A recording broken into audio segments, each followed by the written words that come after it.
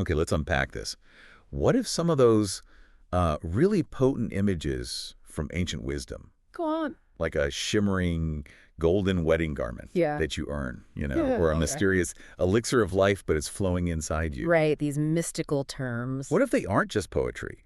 What if they actually hold like practical keys to understanding the everyday struggles you face and maybe how you can genuinely overcome them? It's a fascinating way to look at it, definitely. Taking these, well, profound symbols Yeah, and applying them to that really personal journey, internal growth, meeting life's challenges. absolutely. And well, that's exactly the territory we're exploring today. Okay. Our source materials drawn from excerpts of a talk by Manly P. Hall.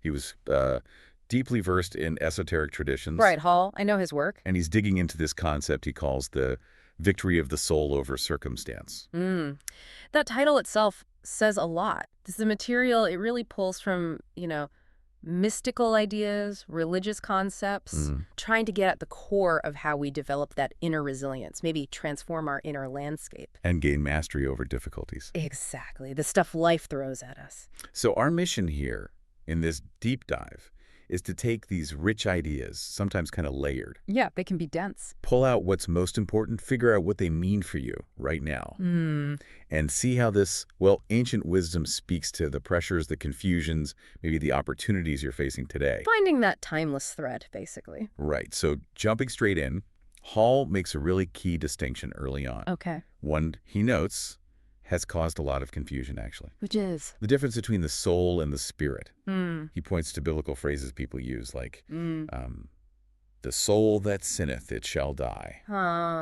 Yes. But then contrasts it with the spirit returns to God who gave it. That differentiation is absolutely critical in his framework, the spirit in this view. Yeah. Well, it's the eternal spark. The divine bit. Exactly. The part from God returns to God, unchanging. But the soul, that's something different. Completely different. Hall describes it as a vestment.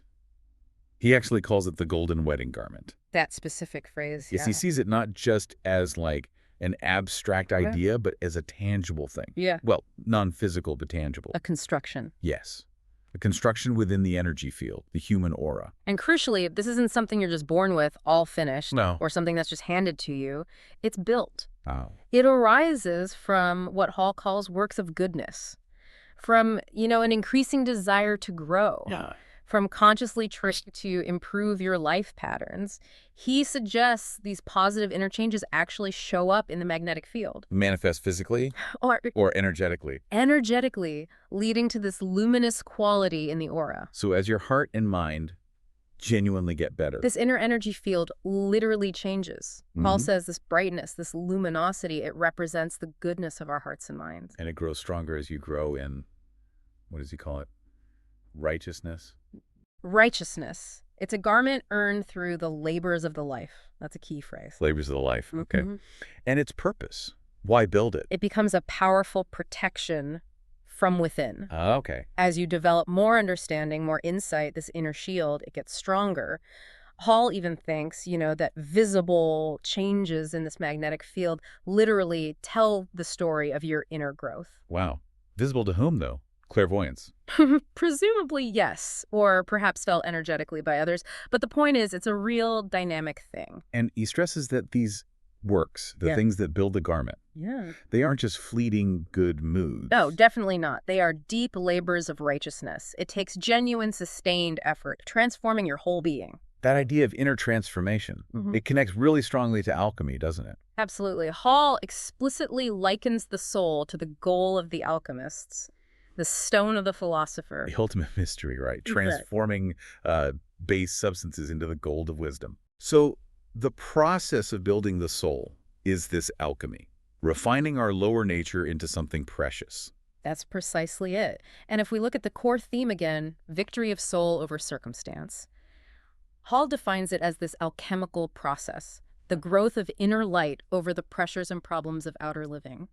It's the inner change that lets you handle the outer world differently. And here's where it gets, well, deeply personal. Hall argues that the strength to, do it right, to live with principle, it has to develop inside you. Internally, yeah. He says you aren't saved by outside forces, Not government, not laws, not some external intervention. Right. Real growth, lasting growth, it's an internal job. And the consequence of this?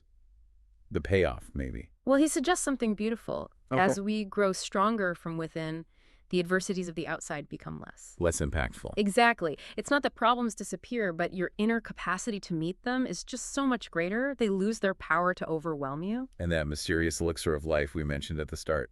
Hall sees the golden wedding garment as that elixir.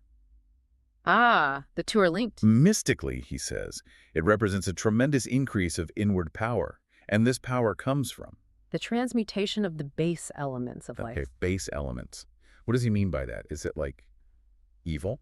Not necessarily evil, more like our normal untransformed state, being of this earth, earthy, as he puts it. Just reacting. Yeah, in that state, like other kingdoms in nature, we mostly just react to external pressures.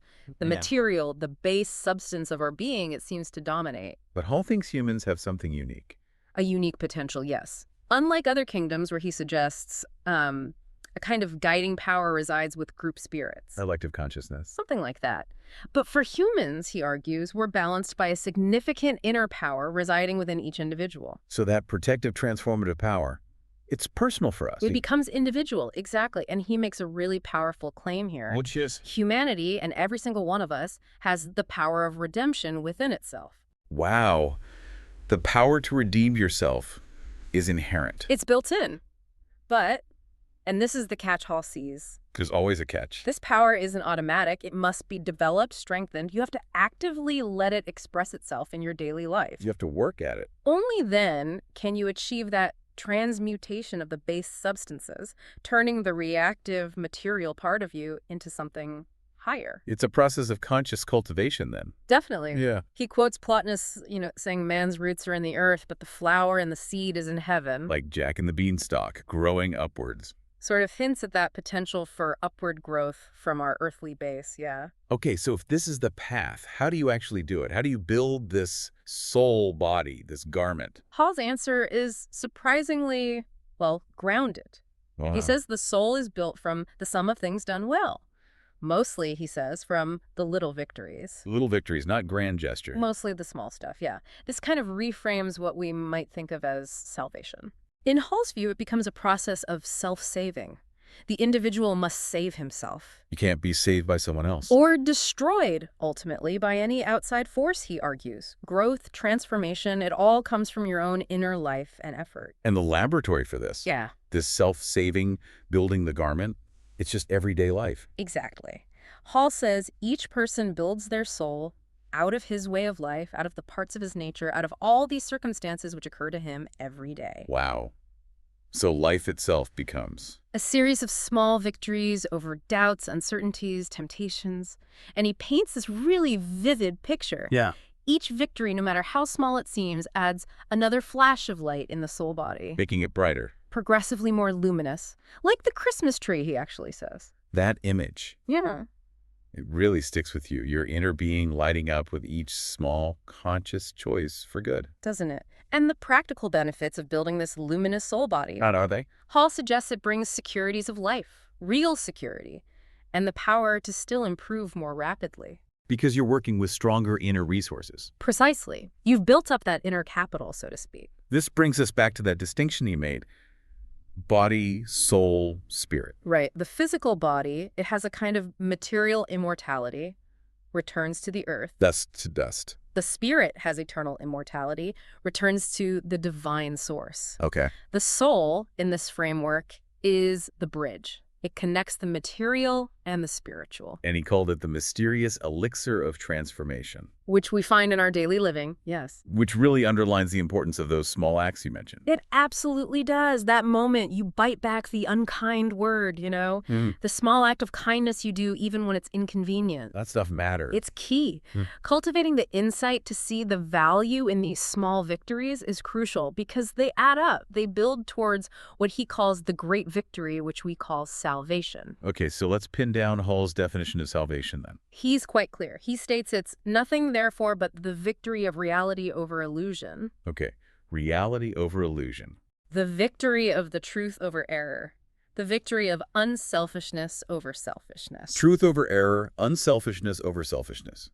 Makes sense. He adds a phrase, though, that's, well, it's a bit less intuitive from the source. Go on. He says it's also the victory of the negative over those things which are positive and contribute to the common good.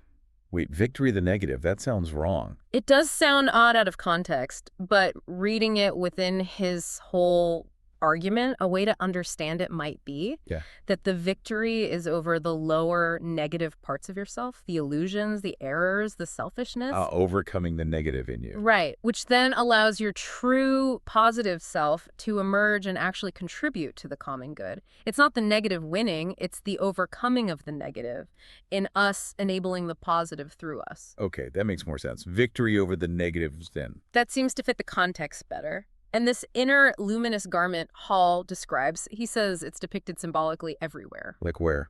Ancient art, symbolism, the robes of royalty, high priests in different traditions. Like the ones described for the tabernacle. Exactly. Or the garments of Indian sages, Egyptian symbols, Chinese ones.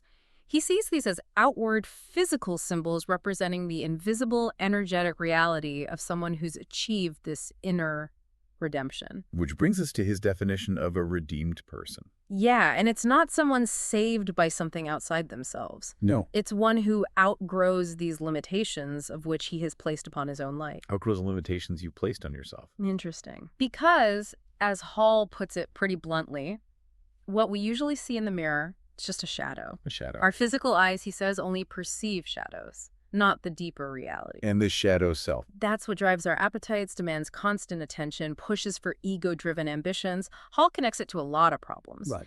Physical ailments, broken homes, breaking laws, just being estranged from happiness and truth. He calls this shadow the power of darkness. Yes, but he claims it has no reality whatsoever on its own. So where does its power come from? From our inability to see with the eyes of the soul. These inner faculties, they're latent, dormant. Until you develop them. Exactly. Developed, he says, through integrity of personal life. And he connects this back to that magnetic field again. He does. Initially, it's just physical support. But as we live, it starts registering our moral qualities, showing colors of good and evil, he says. Telling the sad story of ourselves. Revealing that gap between our potential for wisdom and how we actually live, yeah. Hall argues that a lot of the world we live in, habits, institutions, entertainment, even education, can become part of this obscuration of ignorance, contributing to a negative magnetic field around us and within us. And reacting to those negative external factors. To destroy us, or at least impoverish the spiritual values inside, clouding and darkening that inner field. He uses the example of someone struggling with addiction. And this negative inner state, this darkened field, it can feed itself, right? Perpetuate itself, yeah. Increasing negative tendencies. Hall suggests you can reach a point where you must change or lose the values of the incarnations. Wow. Lose the value of lifetimes of experience. That's serious. It implies a critical point, yeah, where the lessons risk being lost. This really highlights the weight of our actions. Misdeeds. Hall says you can't ultimately escape the consequences. No. How so? They create inner pain. And the troubled magnetic field gets weaker, fails to support your health, your personality. Making you vulnerable. Even to physical things, like infections, he suggests. Your energy is literally drained by misuse. So there comes a point where change isn't just nice, it's necessary to survive. That's what he argues. Though, sadly, he observes people often delay that realization until the deathbed. Too late, often. Yet he still holds this optimistic view that ultimate victory is inevitable for all divine creations. They must fulfill their purpose eventually. And he even points to physical signs of this inner imbalance. Oh, yeah. Poor health, no peace of mind, fears, nightmares, destructive habits like addiction. He sees these as outward signs of someone who has sold out their inner potential. Then Hall takes this idea and expands it massively. How so? He suggests the planet itself is like a living being, a person with its own consciousness supporting all life. The Earth as a conscious entity, Gaia theory echoes that. And like an individual, this planetary being can be subject to confusion, misuse of its power by us, the life forms it hosts. So the planet has its own wedding garment, its own magnetic field. Its own robes of righteousness, he says. But this planetary field is damaged by the failure of the integrities of life, of its inhabitants. Us again. When life forms go bad, pervert nature, misuse opportunities. The Earth itself becomes ill. hindered from fulfilling its own destiny because its vital resources, strength, beauty, wisdom, love, are being drained. And this leads to a really striking parallel Hall draws. Between individual and planet. Yes. He suggests global crises, Yeah. wars, epidemics, health crises, maybe even climate shifts or earthquakes. Yeah. Are symptoms of a sick planet, mirroring the nervous breakdowns or physical illnesses of an individual who's corrupted their inner life. Wow. So things living sick on a sick planet, they need correcting.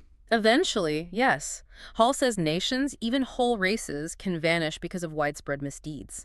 But the underlying life force, the powers, they continue. And the fallen have to be redeemed. Fallen entities must be redeemed, yes.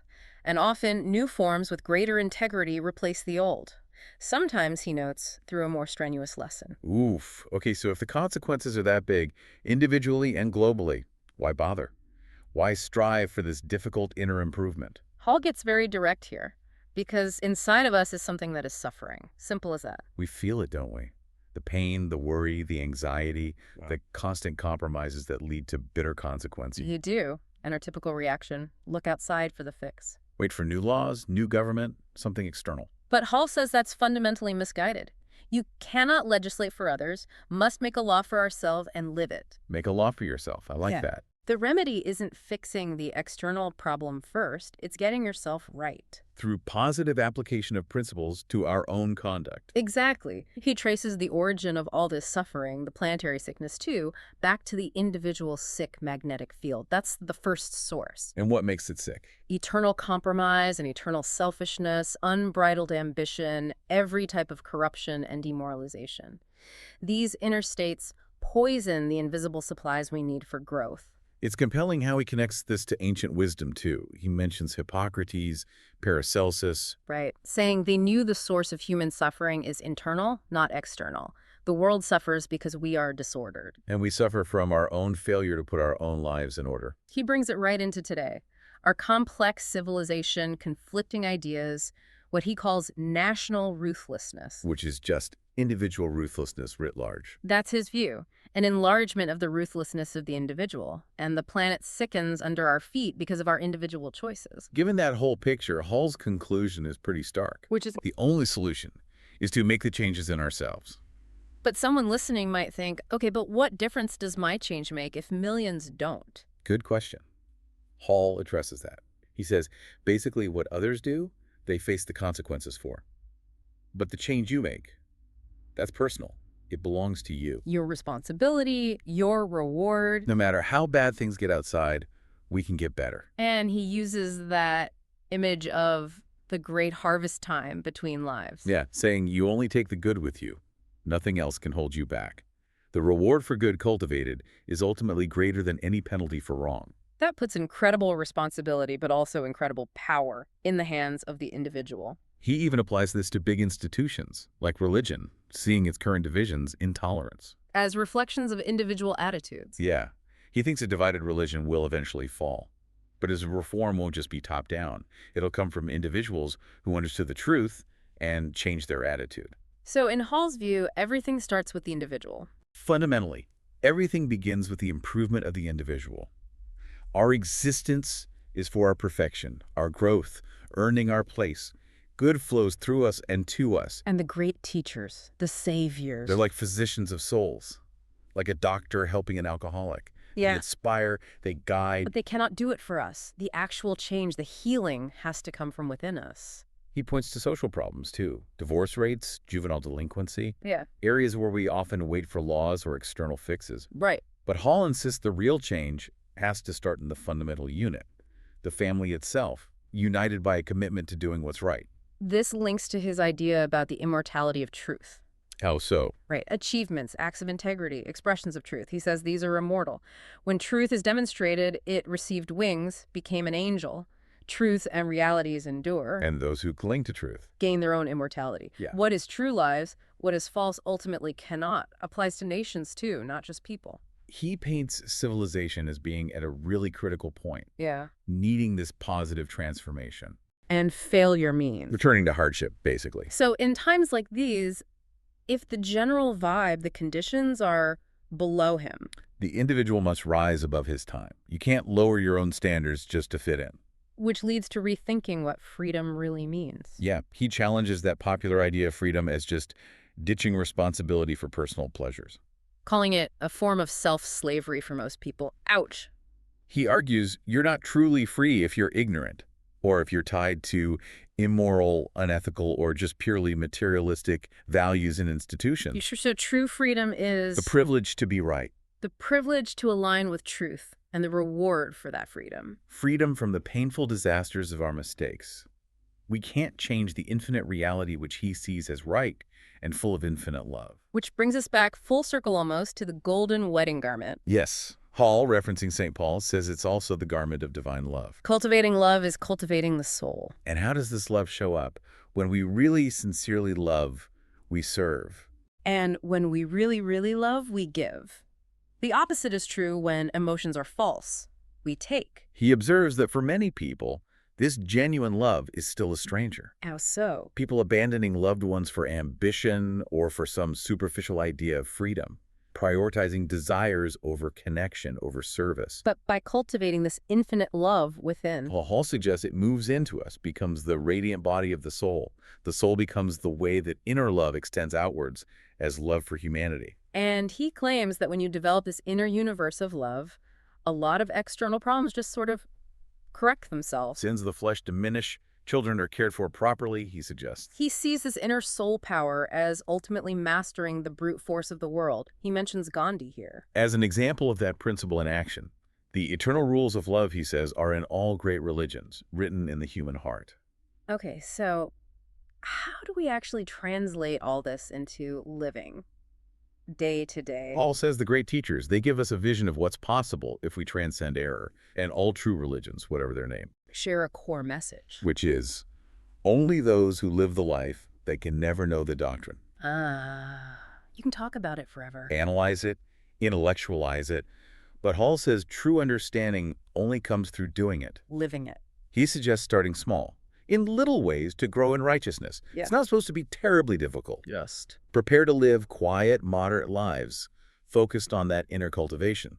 He warns against chasing false ambition, doesn't he? Cites historical dictators. Alexander, Caesar, Hitler, Mussolini, people who left nothing of real value. And he says the little dictators exploiting others for profit face the same empty fate. He also makes that point about ingenuity and integrity, Oh yeah, our ingenuity has outstripped our integrity. We invent amazing things. but lack the inner wisdom to use them well. So misuse follows.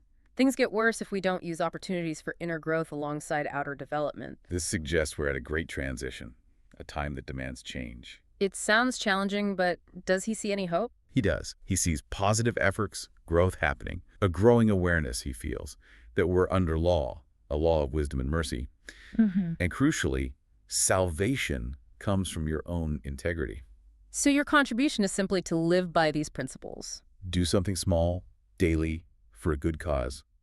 Contribute positively. Does he see signs that people are waking up to this? He thinks so. People getting tired of superficiality, the bridge party and the drink fests, waste, luxury, addiction, immorality. He feels the contrast between wrong and right is becoming clearer. And the right path is? Dedication to usefulness, maintaining integrity. And again, it comes back to the individual. Always. Can't rely on others, can't wait for laws.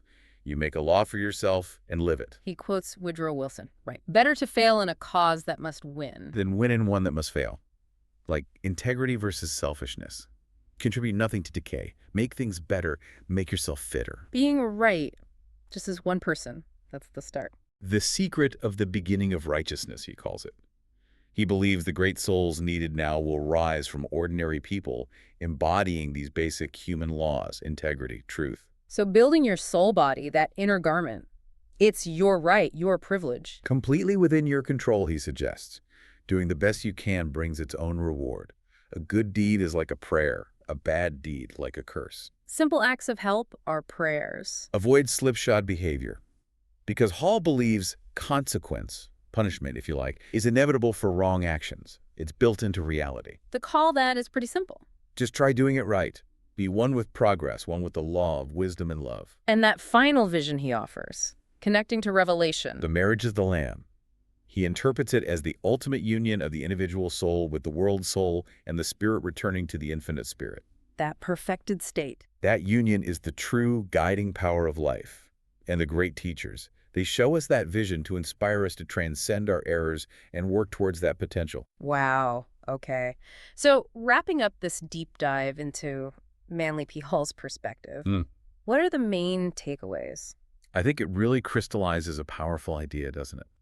That the most significant transformation isn't out there somewhere. No. It's about cultivating this inner, luminous soul body, building it piece by piece through your own conscious actions, your integrity, those small daily victories. Earning that garment of righteousness, as he calls it. It really puts the focus squarely on personal responsibility, doesn't it? On inner work. Definitely. Suggesting that the real power to overcome challenges, find security, even find health, it comes from within. It's a potent reminder that your inner state, it really matters. It has profound consequences for you and, well, maybe for the world too. And perhaps the most profound challenge from this material, maybe the thought to leave everyone with. Hall asserts that you can only truly understand these deep truths about the soul, the garment, the elixir, redemption. Only how? By living them.